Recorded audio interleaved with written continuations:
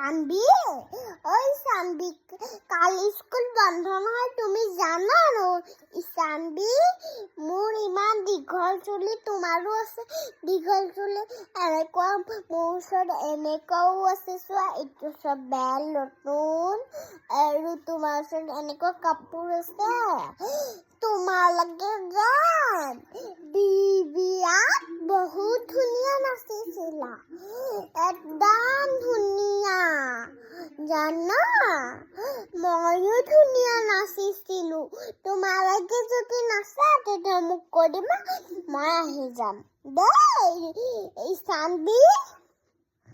দেই সানবি চব পঢ়ি আছো সানবি কালি একদম পইচা